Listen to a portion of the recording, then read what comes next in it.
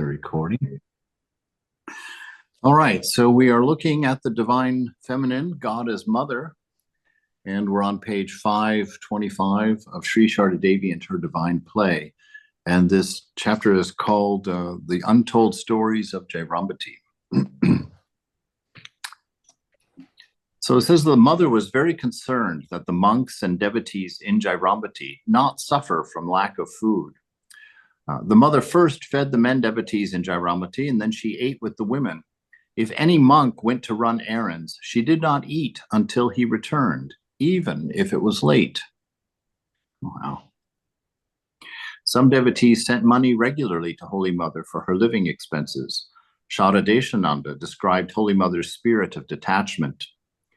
The mailman came with a money order.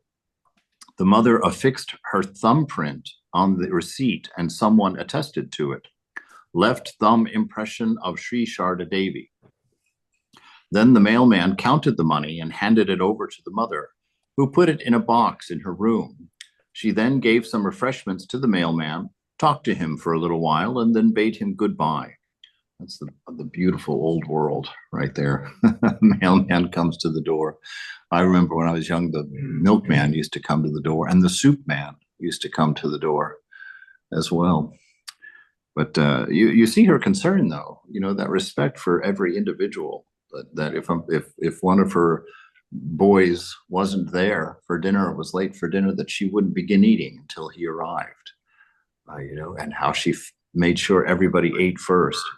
And actually, that's a beautiful Indian ideal of motherhood, actually. I've noticed that with the Indian ladies at the centers, that they will not sit down to eat until everybody has been served and everybody's gotten food. And there's a deep commitment to it, because I haven't found an exception to it. And I think that is so beautiful. It would be a nice thing for everybody to have and everybody to cultivate like that. No one knew who had sent the money or how much. Later, at her leisure, she gave the money order coupon to her attendant and asked him to write a letter of acknowledgement with her blessings to the sender. If the attendant received the money order, she asked him not to count the money, saying, "My child, the tinkling sound of the coins generates greed in the minds of human beings." You see that discernment always on. Understanding that this world, she has, there's a lot we can talk about here, actually, that we've been talking about, because you see that she has seen the effect between body, mind, and self within. You can see the evidence that she has gone inward, and she sees how the senses affect the mind and how the mind then pulls up memories and then presents it to you as the viewer.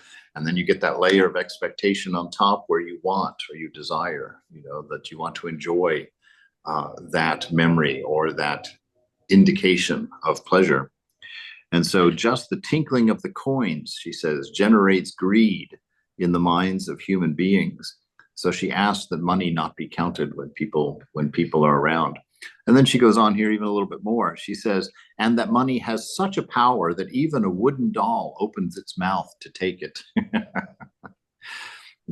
This idea, and I have found, in these last 2 years, in having to deal with money, because in the monastery when I joined in San Francisco, there was no money. The monks didn't deal with money. We were given $512 a month from the office, and at the end of the month, we had to turn in a receipt with the details written on each receipt of what the money was for. And then they would give us the exact amount back that the receipts covered. And so we had to maintain a coffer of $512. And that batch of receipts at the end of the month went to Swami, went to the secretary, and then ended up going to the board. So there was no hiding. There was no hiding that expenditure or spending money like that. But it was wonderful. For me, I really enjoyed it, because if you have no money, then you're not tempted with money. It just becomes, it's not even a matter of disciplining yourself not to spend it. You just don't have it. It's just not there. And so after a while, you just don't live in that world anymore. And I remember when I first joined, just up the street on Fillmore Street, there was a little magazine store there. And I used to stop into that magazine store and just browse, right? Read some Linux magazines and computer magazines and whatnot. It was my little mischief at that time. But after I had been doing that for probably 2 weeks or so, one day I was in there reading, and the proprietor comes up and starts dusting the magazines like right next to me, right? Just really close, making me uncomfortable, reaching in front of me and dusting off the magazines. And I thought, how rude. I can't believe he's doing that to me. And then I realized that from then on, every time I would go in there, he would do that. He would go over there and do it. And that was so helpful to my renunciation, because I realized when I had money, I was welcome everywhere. Restaurants, every place, stores. But once you don't have money, those stores do not welcome you anymore. They don't want you there. And they let you know that they don't want you there. And that was such a surprise to me. I had no idea. I thought everybody could freely go into any store they wanted to.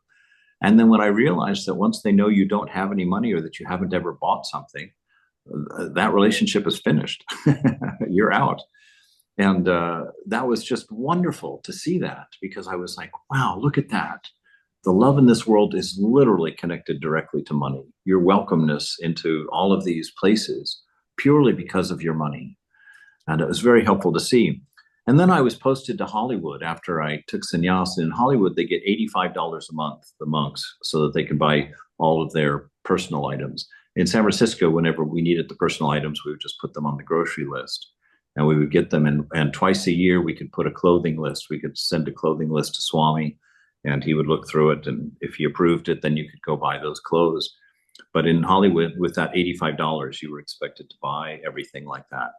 And I really disliked that, because $85 was just enough money to never have any, and it was like, but it wasn't so little money that you didn't look, so I realized that when I was posted in Hollywood with that $85, that I found myself starting to read the sale ads, the computer sale ads, that come on the Sunday, in the Sunday paper. Because I had $85 after all, maybe I could get a monitor for a computer or get whatever I needed like that. And then I realized that, $85 is never enough to buy anything, no matter how much on sale it is, especially if you're having to buy socks and toothpaste as well. And so then I started thinking about saving up, like how much can I reduce my expenditures so I can put a little bit aside, and then maybe in November I can buy a monitor for my computer. And when I caught that, that how it was just pulling me in like that, I understood, and I again went through a second renunciation, just stopped looking at those sale ads all over again, and just trying to not think about the money. I would just get the money and I'd put it immediately into its can, and I would just try to not think about it. And it was really striking to me how much easier it was to have nothing than it was to have a little bit. It's really quite a big difference. And so I read this and I'm like, I totally get it. Because once you start saving money too, I was mentioning it here in Colorado now, because I'm having to deal with finances for paying for the room that I'm renting and the food and whatnot, and keeping track of donations and all of that. And, we have that little building fund that we've been putting money in. And I have found that my mind is very interested and constantly wants to check what's the balance in the building fund, as it grows with it. And so what Mother is saying here is absolutely and utterly and dangerously true. That money, it will capture your mind and pull you into this world like nothing else. It's the source of desires. It's the encouragement of distraction and pleasures. It's your pass into all of the pleasures of the world. The bars will welcome you, the restaurants will welcome you, the bookstores will welcome you. And you get this illusion that you are free and that the world loves you and that all is well. But when you have nothing, you start to realize your friends aren't so interested because they know you're not going to buy the coffee today, and after the 10th time they've had to pay for you, if there's not any devotion there, there's no impetus for your cup of coffee, and the world withdraws from you. Yeah. So Swami Gaurishwarananda recalls, The mother managed her living expenses, but she never had much money on hand. She opened her box and gave me money for marketing. She would give me almost all of the money in the box and say, buy 1 rupee's worth of oil and 1 rupee's worth of flour, 2 rupees worth of ghee, and so on. I said, no, no, no, not that way, mother. Let me write down what you tell me, then I shall buy the things by weight. 5 seers of one item, 2.5 seers of another, and so forth. It will be more economical. Delighted, the mother said, my son, yes, buy things according to your calculation. I don't know how to calculate money that way. At times, when all the money was spent, she would say, well, Indu will be sending money in a few days. Then we can buy some things in larger quantities. Indu, a Ranchi devotee, used to remit 15 rupees on the first or second day of every month. Devotees often presented Holy Mother with delicious fruit, fancy sweets, and fine clothes. She accepted them with joy and blessed them, but this was only for the satisfaction of the devotees. She had no attraction at all for those things. The mother wore saris that were suitable for middle-class women, and she used them till they were torn. Sometimes she wore patched saris and distributed the new ones that she received to the poor and to the needy. Surendranath Gupta, a disciple from Assam, wanted to buy a fancy silk sari for the mother. When she heard that it cost 80 rupees, she flatly refused to accept it. Realizing her devotee's eagerness, she asked her attendant to write to him, if you want to spend that money, you should instead buy a piece of land that will serve the monks and the devotees. So you see that marvelous renunciation there, that she gave the best. You know, she didn't. This is stinging me a little bit because I think it was like 1 month or 2 ago that I went through and sorted out my older clothes and took them down to the Goodwill. And reading this, I realized I should have been sorting out some of my newer clothes instead of the older ones. That's very unfortunate to realize that. But yeah, just this care for others and giving the best to others. And if you want to spend that kind of money, to spend it on something that benefits everyone and not just one person. It's a good lesson because I've seen some people buy things for monks that, a really fancy pair of shoes or, a super nice whatever. And that's not necessary, first of all, and it's not all that beneficial to the monk. Remember Ramakrishna when he had that shawl that he borrowed from Mathur with the gold thread in it. He wore it around and pranced around a little bit, and then he realized the only effect of having that nice shawl on was pride. That it was egoism.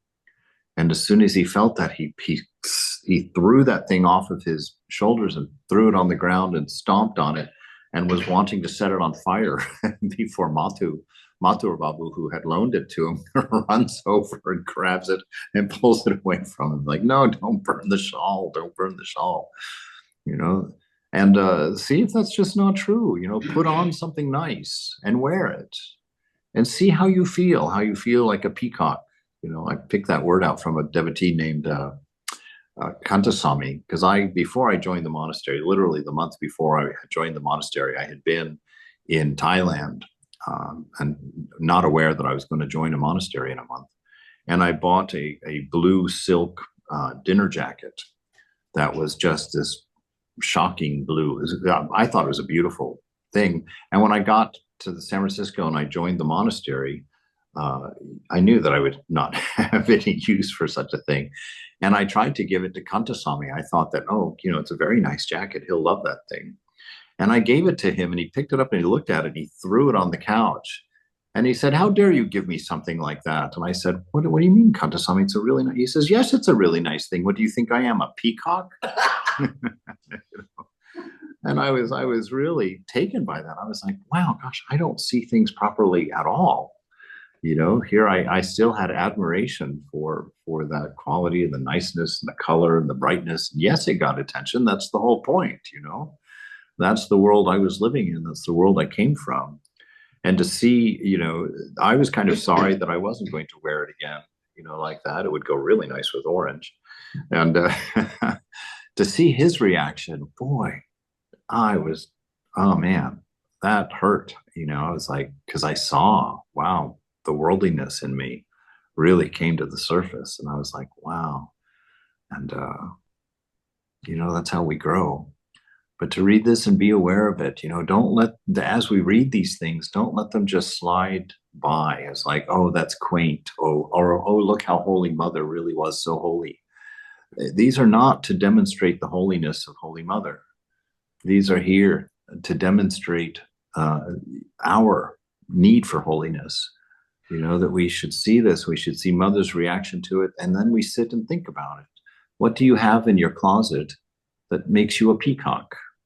And do you wear it because you enjoy being a peacock? You enjoy the attention, How many bangles do you put on your wrist?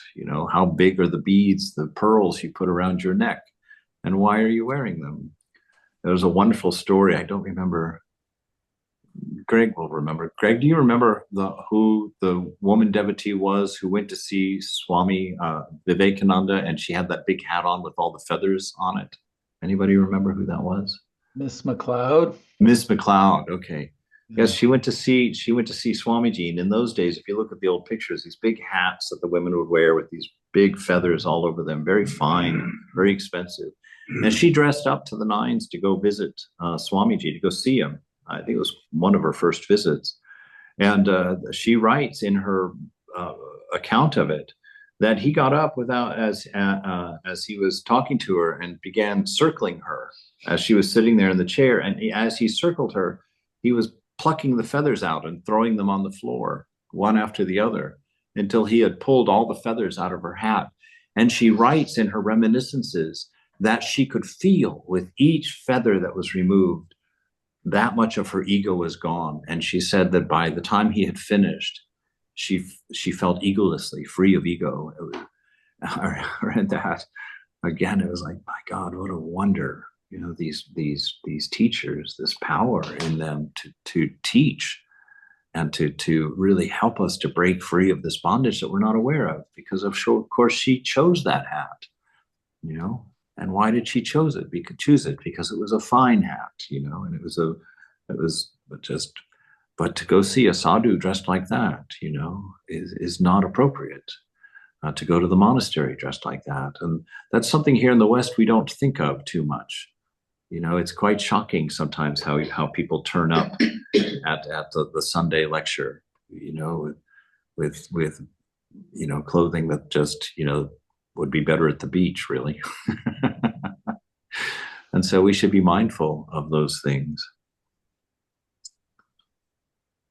Holy Mother's new residence. In the early days of Holy Mother's ministry, she lived in a thatched hut that was located on her brother Prasanna's portion of the family land.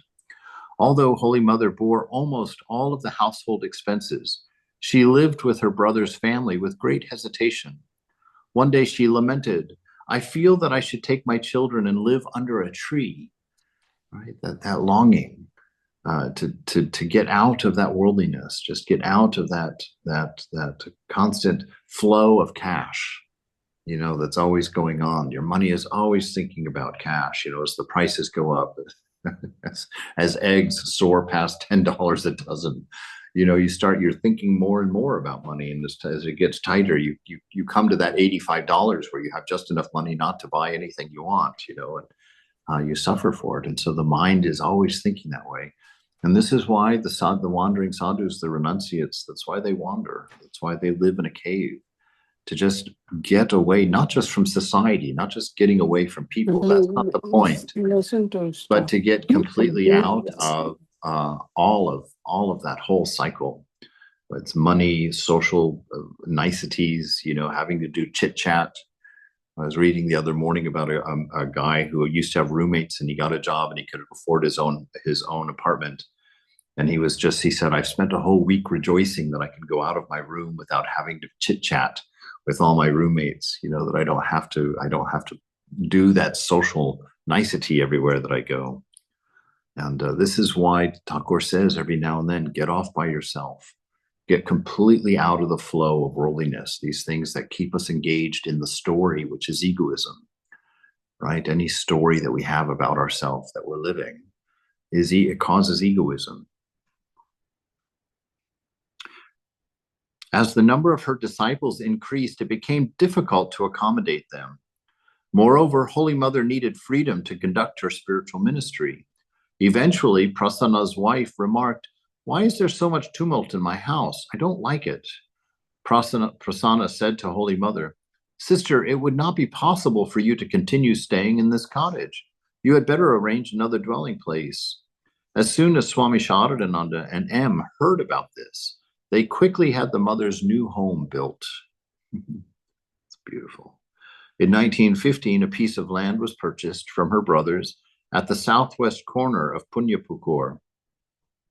Keshavananda drew up plans for a residence composed of 4 mud cottages with thatched roofs.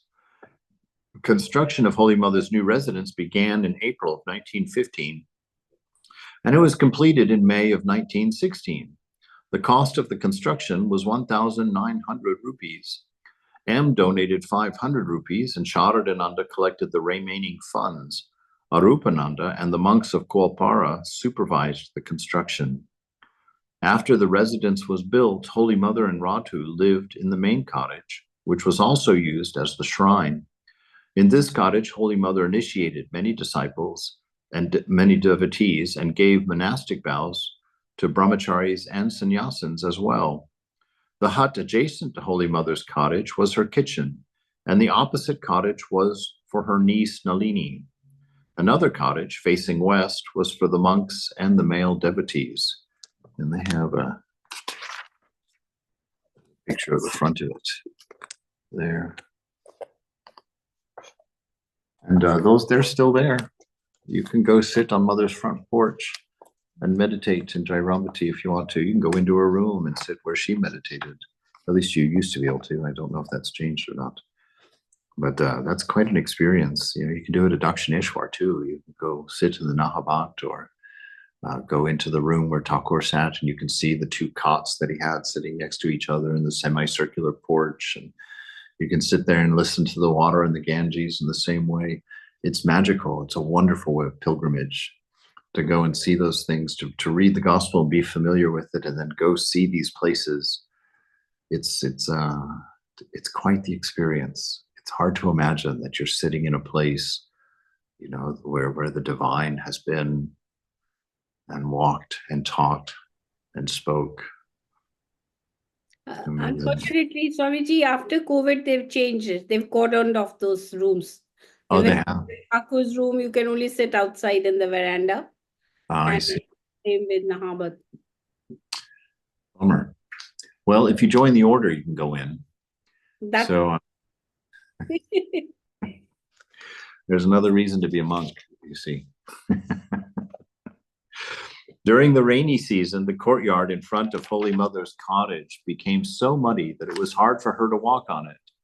Narayan Iyengar, later Swami Srivashananda, offered money to cover it with concrete, but Holy Mother objected, saying, "My son, it's not necessary to put concrete on the courtyard. The people will comment that we have a lot of money."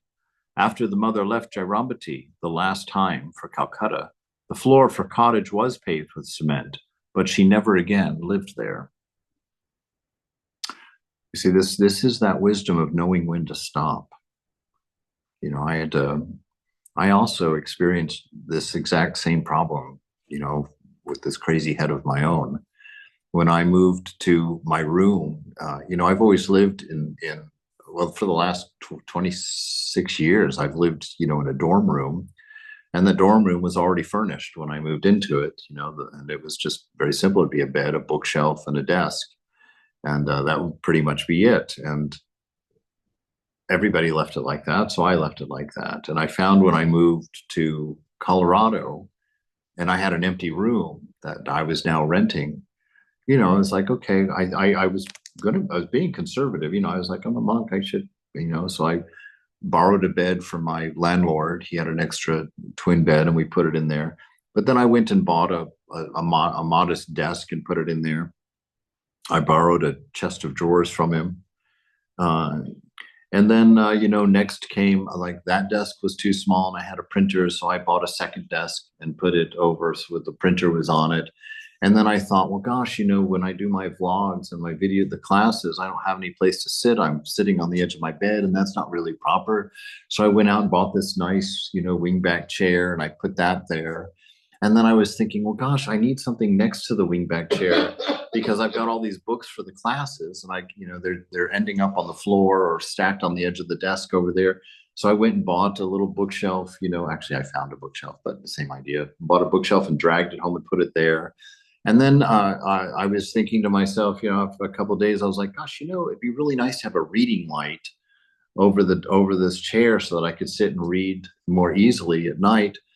And I was shopping for for that light. And finally, Mother just, clamped down, grabbed me by the ear in my meditation one day and just said, it's enough. You're not going to be able to fit in this room if you keep collecting all of this stuff. But that's the nature of the mind. And if you're not watching, everything that I wanted, none of it was extravagant. None of it was ridiculous. It wasn't catching my attention, for crying out loud, and you just buy it. And it's just so easy to get in that mindset of accumulation. And the funny thing is that you do stuff your room, and then what do? Well, you go through and you throw stuff out so that you can keep buying, so that you can keep replacing things. And this world, if you're not watching your mind, if you're not doing your practice, then you're just pretending. It's, to talk of realizing God and not knowing the movements and condition of your own mind and the way that you're living, you're pretending at religion. You're pretending. And it's very necessary to have something in your practice or something in your sangha or your church or your temple or wherever you go, something, some means of seeing what's going on with your mind, of not getting caught in these mild, very slow descents into worldliness. Because if you read, especially in Jnana Yoga, if you're trying to practice the path of Jnana, your mind has to be tuned to such a pristine note. You can't pretend at all on that, And in your devotion with Mother, you don't have to tune the mind that tightly. That's why Thakur says that bhakti is the better path for this age, because it doesn't require that level of purity. And also that the path of love, the destination and the means of arriving there are the same. It's love itself. And love grows of its own accord as you get to know the divine, as you get to spend that time in the company of the beloved, that love naturally grows. And renunciation in response to love is much easier than a renunciation of just pure self-discipline. To offer things to the Mother, offer things to Thakur, to offer your sadhana and to offer your efforts, all of those things, when it's done with love, you want to have those things to give. You want to have those sacrifices to offer. And it's quite beautiful. But we should always, always, always be aware and watch very closely. Even as a monk, people donate orange things all the time. And, I can remember when I was in the Washington, D.C. Center, that I had to every now and then we ended up having an extra clothes closet in the laundry room, because people keep donating stuff, and it takes me 4 or 5 years to wear a shirt out, honestly. And I would keep getting these shirts and keep getting these socks and keep getting, the chudders. And I have a stack of Garawa now that's like 2 feet high. I'm still wearing the same chadar that I wore that I was given for Moksha Prana, 26 years ago. I didn't bring it with me, but that one is in Colorado. But this this accumulation, especially in this country, in this culture, stop it. Don't play it. Don't be a part of it. Renounce that. Break that cycle. Watch your mind. The inauguration ceremony of the house was held on the 15th of May, 1916, The monks of Kualpara Ashrama brought the necessary supplies according to Holy Mother's instructions. But then a couple of wealthy householder devotees took control of the ceremony and began ordering the monks around. The monks were hurt and they did not come to Jairambati on the inauguration day. Holy Mother inquired about them repeatedly, but no one knew why they did not attend. When brahmacharis Rajan and Bharata came with the groceries for the mother, Nalini asked them why they had not attended the inauguration. They tried to avoid answering directly, but Nalini surmised the reason and told Holy Mother. Holy Mother also learned that those wealthy devotees were planning to take her to Calcutta via Garbetta instead of Golpara, which was her usual route. She firmly said, "These are all self-proclaimed leaders. The boys of Golpara maintain the center for me and the devotees. They do everything for me. Day and night they do whatever I need. Sometimes they even carry devotees' luggage if no porter is available. Without any authority, these devotees have hurt my boy's feelings with uncalled for remarks. X is planning my Calcutta trip via Garbetta, crossing rivers and canals. Who has authorized him to do so? The Kualpara boys are my right and left hand. Whatever others may suggest, I shall always travel via Kualpara." Holy Mother's reassurance uplifted the monks' spirits. This is so apropos, this is so apropos.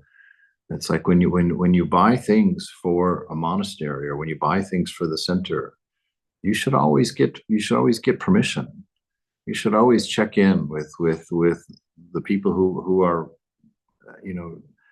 given the responsibility of watching over the center, because your devotion will make you want to buy very nice things, to give to the center. But, as a monk, it's very uncomfortable to live in that kind of environment, to have your renunciation look appear that way. I always appreciated in Bellarmont, that they have plenty of money in Bellarmont. They have plenty of money. They've got a lot of money. But, in the monks' rooms, when I was in PPTC, there were no ceiling fans, there were no desk lamps. We got one bed, which is an Indian bed's like a coffee table. It's not really, there's a little like tiny mattress on it, like, less than an inch thick. And so you had a mattress, you had the bed, you had the mosquito curtain, you had a small stool and a writing table. Finished. And there were 6 of us placed in each room. And they just built a brand new, I think 3 or 4 story building for the brahmacharis, for the novices when they're in training center. And they built lots of extra rooms for the future, assuming that there were going to be more monks joining in the future. But they don't give anybody their own room. They still put 3 monks to a room all the way through, and they just close off the top 2 floors, until more monks join, because they're just guarding that sense of renunciation, not getting trapped into this cycle. If you start off your monasticism with your own room, you're going to start insisting on your own room, even if they put you in a poverty, stricken center. Then you'll feel the loss again, and so they're very careful about not letting that stuff accumulate. There's a story of a sadhu that was a wandering sadhu that used to wander to a village every day. And one day it was pouring rain and he was walking in the rain to that village, and a bus driver who passed him stopped and opened the door and said, "Come on in." And the sadhu said to him, he said, "Will you be coming this way tomorrow and the next day and the next day?" And the bus driver said, no, just today. He says, "That's okay. I will walk, so I don't miss having a ride tomorrow." And that's the kind of carefulness, the kind of careful consideration, the kind of watchfulness that we should develop for ourselves, to not become accustomed to things that are unnecessary, to keep the mind pure so that you don't get caught up in things that distract you from the silence that's necessary for that inner peace, for that inner realization. not to violate that in ourselves.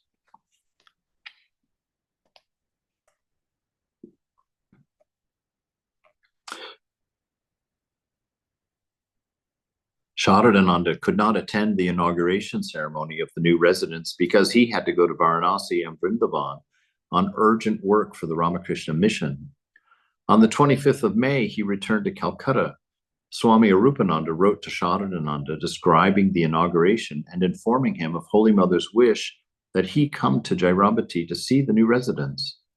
On the 2nd of July, 1916, he went to Jairambati and was pleased to see the mother in her new home. The mother now decided that her new residence, as well as Punyapukur and some other land, should be registered as an endowment for the goddess Jagadatri. The trustees of Bellarmont would be responsible for its maintenance. On the 6th of July, 1916, Sharadananda left for Kualpara, accompanying Holy Mother and her companions on the way to Calcutta. On the evening of the 7th of July, a sub-register from Kodalpur came to Kualpara to register the trust and deed. Swami Ishanananda wrote, "We were amazed observing Swami Sharadananda's love, his sincerity, his thoughtfulness in performing the mother's work. It was arranged that the sub-register would come by palanquin to Kualpara in the evening for registration. At the courtyard of the mother's cottage, the Swami spread a carpet, put a bolster on it, and at hand a pack of cigarettes, a beetle roll, and a hand fan. After a while, the sub-register arrived and alighted from the palanquin. He was a Muslim, 27 or 28 years old. The Swami was quite heavy and over 50, but the Swami got up and received him cordially. When the sub-register sat, the Swami began to fan him. We took the fan from him and he offered a cigarette, tea, and betel roll. The sub-register did not know the Swami but felt a little embarrassed seeing our respect for him. The sub-register asked the mother a few questions and she softly answered, sitting on the veranda. She then put her thumb impression on the document and it was registered. The Swami served refreshments to the sub-register and walked him to his palanquin. When he left, the Swami felt a great relief that an important task had been accomplished. It was a great lesson for us, seeing the Swami's humility in performing the mother's work. The next day, the mother and her companions left for Calcutta and arrived at Udbodhan on the 8th of July, 1916. Look how beautiful. He was a Swami. Normally, I don't have to tell you guys, it's normally the other way around. You guys are always on the other end of that, serving the Swamis. But you see this beautiful example because this was a Muslim man. And, a lot of times there's friction between different religious groups like that. And it's just wonderful to see, Holy Mother and the Swamis there. Absolutely not a hint of that, not a hint of that. Always serving and respecting, and not caring like that. How are we doing? Here we go. Holy Mother had strong common sense. She kept a keen eye on every detail. When the new residence was completed, the Union Board imposed a tax of 4 rupees and collected the money from Gyanananda. Holy Mother was then in Calcutta. The next year, when the village watchman came to collect the tax, the mother said to him, "Why have you imposed such a large tax on this property? Please try to reduce it. I shall be able to pay this tax, but during my absence, how will these monks pay the tax? They maintain themselves by begging for food and clothing." The Holy Mother did not stop there. On the 19th of March, 1918, she wrote a letter to Prabodh Chandra Chattopadhyay, one of her disciples, and the headmaster of the Badanganj High School. She wrote, "My son, perhaps you know that the Union Board has imposed a 4 rupee tax on this property for the village watchman. It seems too high. So yesterday I sent a letter to Shambhu Babu, Shambhu Roy, president of the Union Board, through Brahmachari Gopesh. I mentioned in that letter that this property had been dedicated to God, and I am not the owner. Moreover, I am not a permanent resident of Jairambati, and this property does not have any income. The monks and brahmacharins who live here as caretakers are not supported by this property. Under such circumstances, it is not possible to pay this permanent heavy tax. I somehow manage my household expenses by the voluntary contributions of the devotees. There is no income from this property. In reply to this letter, Shambhu Babu said that he had already told you to write a letter to the district magistrate. I don't know whether you have done anything in this respect. I hope you will take action as soon as you receive this letter. Please do what is right. Shambhu Babu further said that it should be mentioned in the application that this is a religious institution. It has no income. It is maintained with the help of the generous public. With blessings, your mother.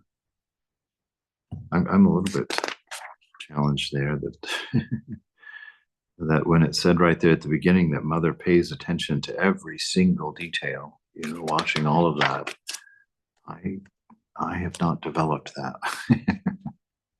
Oh, really? But to be that careful and that organized, Ramakrishna says the same thing. One time one of the devotees was carrying his umbrella and forgot it out where Ramakrishna had been meditating. And Ramakrishna says, look, you should always be mindful. You should always be present, so that you don't forget these things. He says, I arrange my room, putting things back in the exact same place that I took them from so that I can find them in the dark, in the middle of the night. To be that organized so that not, I can remember my roommate back in the 90s, that every time I left the house, it would take me 20 minutes to remember where I put my keys. And I always had to run around looking everywhere for the keys before I would find them. And that's not the way to be. We need to be much more disciplined. We need to be much more focused and develop that ability, controlling our mind, being aware of things. So we not only find our keys, but that we can find them in the dark, like that. To be that mindful and that aware of what you have in your house and where it is. Right?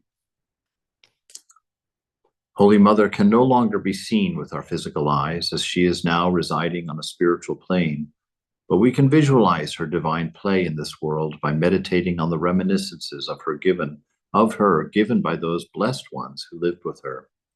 Different attendants of the Mother recorded their accounts of her life from their various perspectives, and those accounts help us to visualize how she lived, how she worked and interacted with people. In fact, all these details help us to make a biography living, and this is why we are including in this book all of the relevant reminiscences of her. Swami Ishananda described the Mother's daily routine in her new residence in detail. He writes, as per her usual habit, the Mother would get up at 3 o'clock in the morning. All right, we're starting off with a challenge here. Mother would get up at 3 o'clock in the morning. After washing, she would pick up the master's picture from the bed and wipe his face with a piece of wet cloth. Some days, she would hum a couple of lines from a Hindi bhajan. In the morning, Mother Kushalia awoke Ramachandra and asked her son to do good to men, sages, and gods. She then began to practice japam sitting on her bed, and later she would lie down. If Radhu's child cried in the other room, she brought the baby in with her. When the Mother got up and opened her door, we would get up and practice japam sitting on her floor. Some days she would ask us to repeat a certain mantra of a certain deity.